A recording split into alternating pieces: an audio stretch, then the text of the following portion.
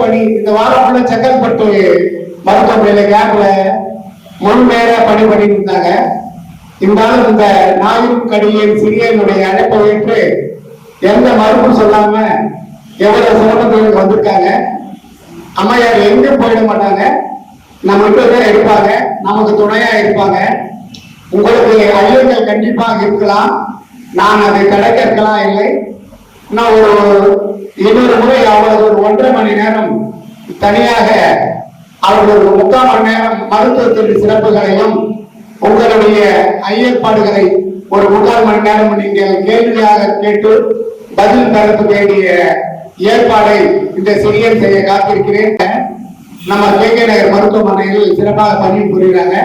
நீங்க எப்ப போனாலும் இந்த சன்மார்க்க சொற்பொழிவு நீங்கள் எங்க இருந்தாலும் அவங்களுக்கு வந்து சிறப்பாக மருத்துவம் செய்வாங்க. ரொம்ப அன்பான குணம் கொண்டவர்கள். எப்போ வந்து சில மருத்துவர்கள் இல்லாம பல மருத்துவர்கள் போல அன்பை கொண்டு அடத்தையும் சாதிக்க முடியும் என்பதை உணர்ந்து உங்களுக்கு சிறப்பு மருத்துவர் பார்ப்பார்கள். என்ன சில நேரத்தில் இருக்க மாட்டாங்க, அதுதான் அடிக்கடி கேப்னு போயிடுவாங்க. நீங்கள் பொறுமை காக்க வேண்டும், அதுக்கு வேண்டிய உழைப்பு நாம செலுத்தணும். பொறுமையாக இருந்தால் நீங்கள் பெருமை அடையலாம். அவர்களை நீங்கள் பயன்படுத்திக் கொள்ள வேண்டும் என்று கேட்டுக்கொண்டு 60வது வாரம் தொடர்ந்து நடைபெற்றுக் கொண்டிருந்தது. இறைவனுடைய அருளும் உங்களுடைய ஈடு இல்லாத அன்பும் தான். ஆகையால் நீங்கள் நம்ம சிறப்பு வாரமாக கூட அதை கொண்டாடணும் என்று நிர்வாகிகள் நடத்தி கொண்டிருக்கிறார்கள்.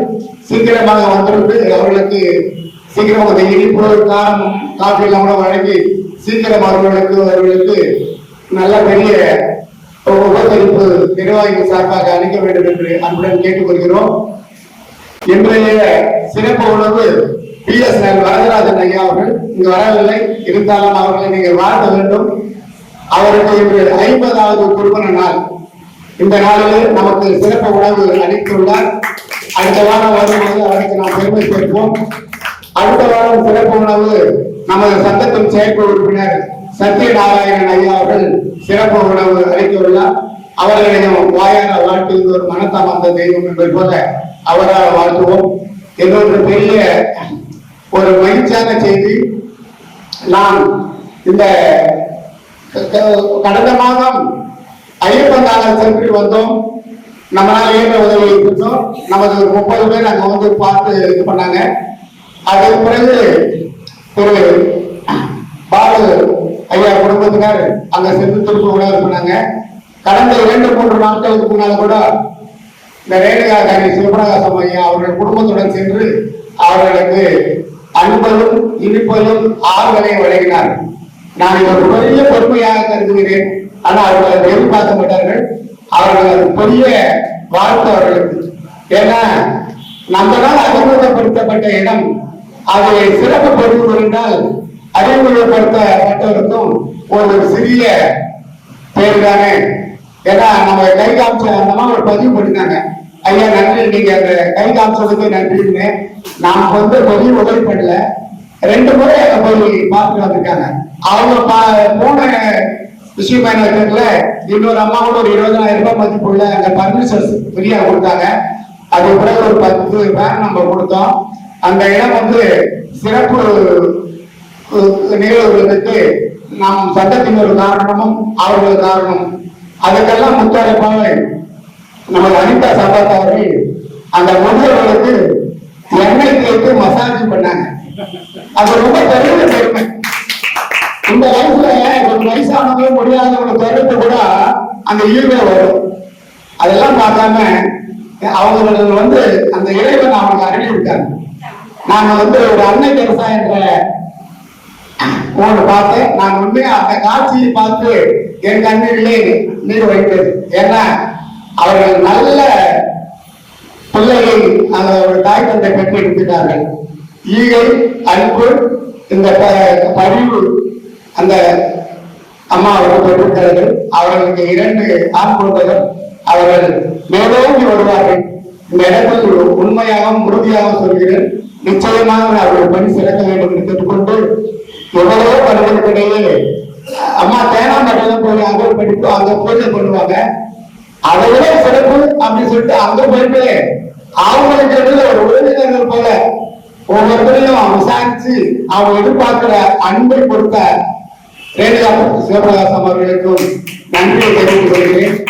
அவர்கள் பணி சிறக்க வேண்டும், அவர்கள் அன்பு கொண்டிருக்கின்ற இலக்காக திகழ வேண்டும் என்று கேட்டுக்கொண்டு, அடுத்ததாக சிறப்புரையாக நீங்க பேசினாங்க மருத்துவர் அவர்களுக்கு வாழ்த்த இந்த சிறிய நிலையில இன்னொரு மருத்துவர் திரு ராமலிங்க மருத்துவர் ஐயா அவர்கள். நன்றிங்கய்யா. இன்னைக்கு ஒரு பெரிய சிறப்பு, மகளிர் சிறப்பு நிகழ்வு.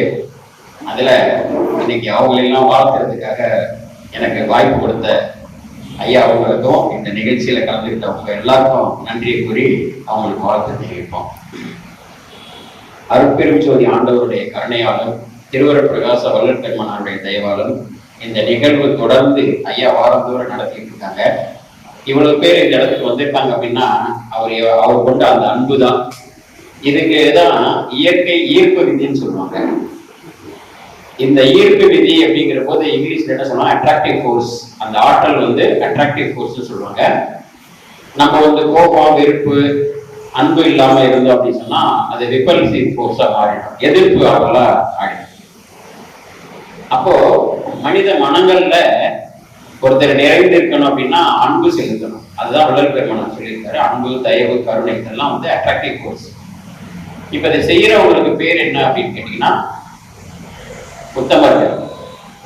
ஒரு மனிதன் என்பவன் தெய்வமாக்கலாம் அப்படின்னா, ஏன்னா இறைவன் வந்து தன்னலமற்ற இந்த உலகத்துல பெரிய படைப்பு தான். அதனாலதான் இயற்கை அன்னை தந்ததெல்லாம் எல்லோருக்கும் சொந்தமடா அப்படின்னு பாடினாங்க.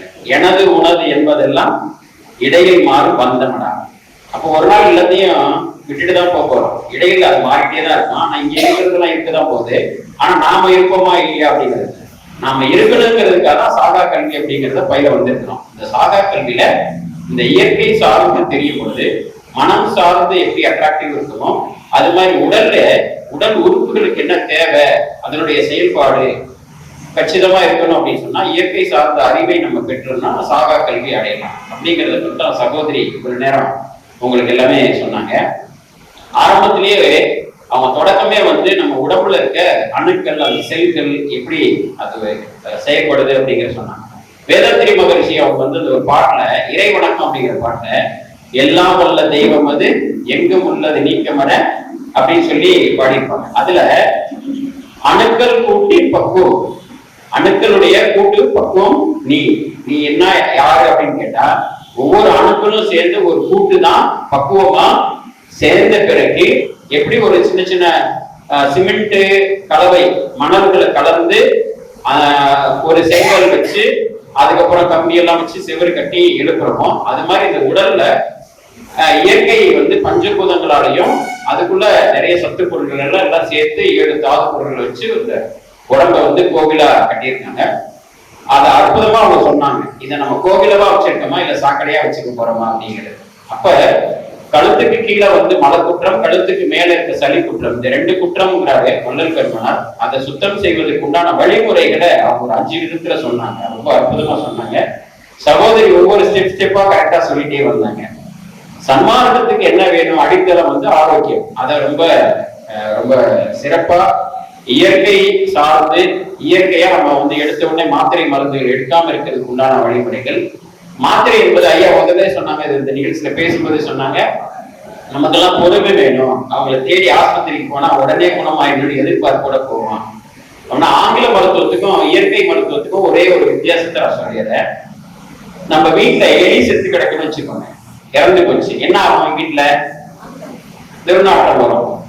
இப்போ அந்த எலி அப்படியே இருக்கு, ஆனா அது மேல மண்ணை போட்டு மூடி வச்சுட்டு ஒரு ஊதுபத்தி சாம்பிராணி எல்லாம் போட்டு வச்சிடலாம். என்ன ஆகும்? உடனே அது தெரியாது. இன்னும் இருக்கு, இன்னும் 2 நாள் ஆச்சு, அப்புறம் என்ன ஆகும்? கொஞ்ச நாள் கழிச்சு திருப்பி அந்த ஸ்மெல் வீட்டுக்குள்ளதான் இருக்கும்.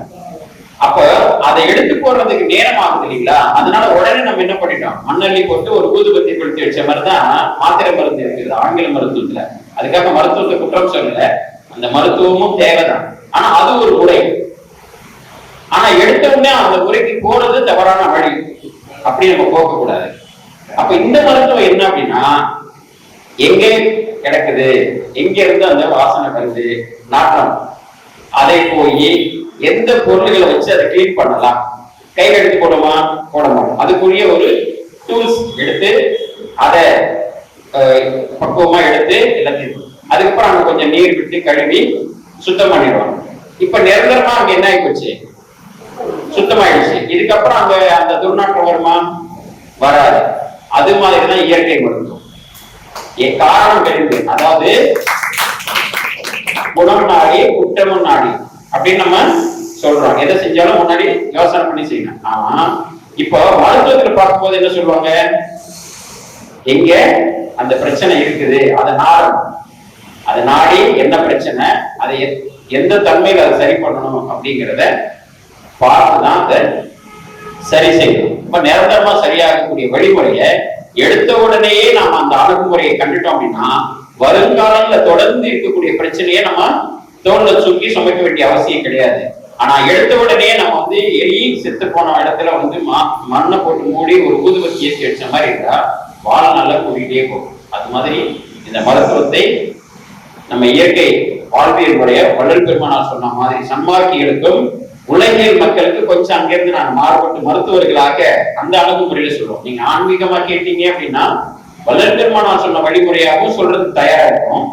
அதே நேரத்துல உலகியல் வாழ்க்கை முறையில ஆரோக்கியமாக வாழ்வதற்கு நீங்க கேட்டீங்கன்னா அதற்கு தகுந்தாற் போல் நம்ம வாழ்வியல் முறைகளையும் உணவு முறைகளையும் எப்படி நம்ம அடங்கினால் அந்த உடலை பக்குவமாக வைத்துக் கொள்ளலாம் அப்படிங்கிற முறைகளை சொல்வதற்காக நம்ம எல்லாரும் தயாராகிறோம்.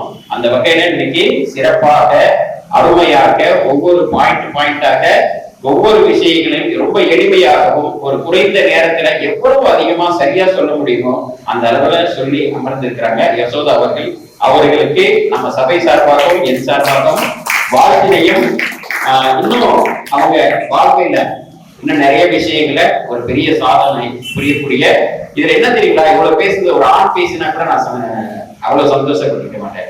ஒரு பெண் வந்து பேசுறேன். ஏன்னா நான் எத்தனை மருத்துவ விஷயங்களை சொன்னாலும் குறிப்பிட்டாலும் அதை பெண்கள் கையில் எடுத்தா மட்டும்தான் அந்த வீட்டுல செயல்படுத்த முடியும். ஏன்னா அவங்கதான் ஹோம் மினிஸ்டர். அதனால இப்படித்தான் இருக்க வேண்டும் பெண்கள் அப்படின்னு பார்த்து பாருங்க.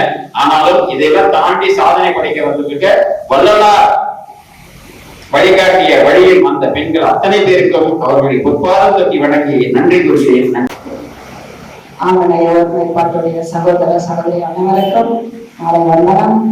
அதாவது நம்ம இறைவணக்கம் பாடிய நம்மளுடைய அனிதா வந்து ரொம்ப சிறப்பா ரொம்ப அழகா பாடினாங்க. சரிக்கா அவங்களுக்கு வந்து அந்த ஒரு பேரா மட்டும் தான் படிக்க தெரியும். எனக்கு அடுத்த பேரா எனக்கு தெரியாது, ஏன்னா எனக்கு அது சரியா வரல. ஏன்னா அவங்களுக்கு வந்து கன்னடா தான் தெரியும், தமிழ் தெரியாது. அந்த தமிழ்ல வந்து இங்கிலீஷ்ல வந்து அவங்க எழுதி தமிழ்ல அதை வந்து படிச்சு எடுத்துருக்காங்கன்னா எவ்வளவு ஒரு சிறப்பாக பேசுறாங்க. அதனால அவங்களுக்கு நிச்சயமாக அவங்களுக்கு மிகப்பெரிய நன்றி தெரிவிச்சுக்கிறேன். அதுக்கப்புறமா நம்ம பாத்தீங்கன்னா நம்ம அம்மா வந்து விண்ணப்பம் படிச்சாங்க. அவங்க பாருங்க, அவங்க புத்தகம் கொடுத்தவங்க என்ன வித்தியாசம் தெரியுது. இந்த விண்ணப்பம் இது இல்லையே, இது வேறையாச்சே அப்படின்ற அளவுக்கு வந்து அந்த அளவுக்கு ஊறி இருக்காங்க பாருங்க. அதுக்காக அந்த விண்ணப்பத்துக்காக அவங்களுக்கு மிக்க நன்றிமா, மிக சிறப்பாக சொன்னீங்க. அதுக்கப்புறம் நம்ம தலைவரா இருந்து மணிமேகலமா சிறப்பாக நம்ம நல்லா வழி நடத்திட்டு இருந்தாங்க. அவங்களுக்கு மிக்க நன்றி. அதுக்கப்புறமா நம்ம அக்கா வந்து ஞானசரியை பத்தி பேசினாங்க. அதுக்கப்புறமா உரைநடை வந்து கல்யாணி அக்கா வந்து பேசினாங்க. அதுவும் அஞ்ஞானம் என்ற பத்தி பேசினாங்க. அஞ்ஞான காஸ்தம், ஏன்னா ஒரு ஒளி கண்ணாடியில வந்து தூசி இருந்ததுல தெளிவா தெரியாது. அதே மாதிரிதான் அஞ்ஞானம்ன்றது நமக்கு இருக்கிறதுனால எதுவும் தெரியலன்ற ஒரு நல்ல ஒரு கருத்தை நமக்கு இன்னைக்கு தெரிவிச்சாங்க ஒரு நிமிஷத்துல. அதுக்கு மிக்க நன்றி அக்கா. அதுக்கப்புறமா நம்ம அக்கா வந்து பேசினாங்க ஞானசேரி ஒரு மூணு அந்த உணவை பத்தி பேசினாங்க. அதை பத்தி உணவை பத்தி போகத்தை பத்தி எல்லாருக்குமே தெரியும். இதை வந்து நம்ம விட்டு ஒழிக்கணும்ன்றது தெரிஞ்சோம், அதை நம்ம செஞ்சுட்டு தான் இருக்கிறோம் அப்படிங்கிற ஒரு விஷயத்த ரொம்ப நல்லபடியா வலியுறுத்தி அழுத்தமா சொன்னாங்க. இன்னமும் நம்ம அப்படிதான் இருக்கிறோம்ன்றத அவங்களுடைய ஆதங்கத்துல சொன்ன மாதிரி இருந்துச்சு. இன்னைக்கு அவங்க பேசுறது ரொம்ப ஆதங்கத்தோட பேசின மாதிரி இருந்துச்சு. என்ன நம்ம இப்படி இருந்துட்டு இருக்கிறோம், ஐயா சொல்லியிருக்காரு யார் அடைஞ்சானு நிச்சயமா நம்ம ஆய்வோம். நம்ம அதுக்குண்டான முயற்சியை நிச்சயம் செய்வோம். ஏன்னா அவர் சும்மா சொல்லிட்டு போல, நாமெல்லாம் வரணும்னு எதிர்பார்க்கிற அவருக்காக நிச்சயம் நாம செய்வோம். இப்ப வந்து நம்ம பாருங்க, யசோதாமா வந்து நல்ல யோகா பத்தி சொன்னாங்க, இயற்கை வலுப்படுத்த பத்தி பேசினாங்க. எல்லாத்தையும் வந்து அது வந்து விளக்கத்தை ஐயாவே சொல்லிட்டாங்க, நம்ம ராமலிங்க ஐயா சொன்னாங்க. இருந்தாலும் அதை பத்தி விளக்கம் சொல்லனாலும் இருந்தாலும் பெண்கள் வந்து இந்த அளவுக்கு வந்து அவ்வளோ வராங்க பாருங்க. ஆண்கள் தான் வரணும்னு இல்லை, பெண்களும் வந்து இந்த இயற்கைய தெரிஞ்சு அதை மற்றவங்களுக்கும் அதை பகிரணும், அதை வந்து செய்யணும் அப்படின்ட்டு அண்ணா சொன்னாங்க. சென்னப்பட்டு ஃபுல்லா வந்து போயிட்டாங்க, அம்மா என்ன பண்ணிட்டு இருந்தாங்கன்னுட்டு. இப்ப இந்த மாதிரி பெண்களை வந்து ஒரு சிறப்பான விஷயங்களை செஞ்சுட்டு இருக்காங்க. அவங்க சொல்லும்போது சொன்னாங்க, மூச்சு காற்ற பத்தி சொன்னாங்க. ஆண்மைக்கு வந்து மூச்சு ஒரு நாளைக்கு ஒரு தடவை விடுன்னு சொல்லுவாங்க. அதே மாதிரி 45 நாள் அது முட்டையிடும் பொழுது அந்த இடத்தை தேடி ஓடி வருமா. எப்படி ஓடி வரும்னா, இருக்கிறதே வேகமா வந்து நீங்கிறது வந்து திமிங்கலம், அதையே விட ஃபாஸ்டா வந்து சேருமா ஆமை. எப்படின்னு சொன்னா, அது எந்த இடத்துல நீரோட்டம் இருக்கோ அது வந்து பறந்து அது வந்து நீங்கி போகலாம். எந்த இடத்துல அதிகமான நீரோட்டம் இருக்கோ அந்த இடத்துக்கு போய் அந்த நீரோட்டத்துல ஃபாஸ்டா அடிச்சுட்டு போய் பாருங்க, அது போய் சேர்ந்துமா எந்த இடத்துக்கு போய் சேர்க்கணும். அதுதான் யுக்தி. ஐயா சொல்லக்கூடிய யுக்தியே அதுதான். அந்த மாதிரி ஒரு செயலை வந்து நாம செய்யணும். ஐயா சொல்லியிருக்காரு, உழைவு கொடுத்திருக்காரு, நமக்கு எல்லா ஆற்றலும் கொடுத்திருக்காரு, நான் கூட துணையா இருக்கேன்னு சொல்லியிருக்காரு. நான் உங்களுக்கு எல்லாத்துக்குமே கூட இருக்கிறேன். இன்னொன்னு சொல்ல, அறுப்பெருஞ்சதியாக யாரும் வழிபாடு செய்யலாம் கூடாது அப்படின்னு சொல்றாங்க. வழிபாடு வந்து இதை முடிச்சுட்டா இன்னும் ஃபர்ஸ்ட், அதுக்கப்புறமா வந்து கடைசியில அதெல்லாம் தேவையில்லை அப்படிங்கிறாங்க. எப்பவுமே முதல்ல ஆரம்பிக்கிறவங்கதான் முடிவு. ஏபிசிடின்னு ஆரம்பிச்சாலும் அதை முடிச்சாலும் அவன் எது வந்து பிஜி படிச்சாலும் அதனுடைய எழுத்தை வச்சுதான் வந்து ஃபுல்லா சென்டென்ஸ் ஃபார்ம் பண்ணணும், சம்மரி எழுதணும், எல்லாமே அந்த எழுத்தை வச்சுதான் வழிய ஏபிசிடியே எழுதுற இல்லைன்னா எப்படி அவங்களால முடிக்க முடியும். அதனால முதல்ல அது முடிவும் அதுதான், முதலும் அதுதான் முடிவும் அதுதான். அதை கடைசி வரைக்கும் செய்யணும். ஏன்னா ஐயா சொல்றாங்க, நமக்கு வந்து களிம்புன்னு சொல்றாங்க, தினமும் வந்து நம்மளுடைய அழுக்கு களிம்பு ஏறிக்கிட்டேதான் இருக்கும், அதை குறைச்சிக்கிட்டே இருப்பாங்க. அப்ப பூஜை புனஸ்காரம் வேணுமான நிச்சயமா நமக்கு வேணும் தான். அப்ப யாரை வழிபாடு பண்றது? வல்லல் பெருமானதால வேற யாரையும் வழிபாடு பண்ண முடியாது. ஏன்னா அவர் ஒருத்தர் தான் நமக்காக வருத்தப்படுறவரு, நமக்காக என்னாலுங்களுக்கு நன்மை கிடைப்பது சத்தியம், நம்பி இருங்கள் அப்படின்னு சொல்ற ஒருத்தரை நாம முடிச்சுக்கிட்டுதான் எல்லா நலமும் வளம் விட்டு எல்லாரும் சீரும் சிறப்புமா வாழ்வோம் அப்படின்னு சொல்லிட்டு நன்றி தெரிவிச்சுக்க. நம்ம உணவு வரதராஜனையாக்கும் மிக்க நன்றி.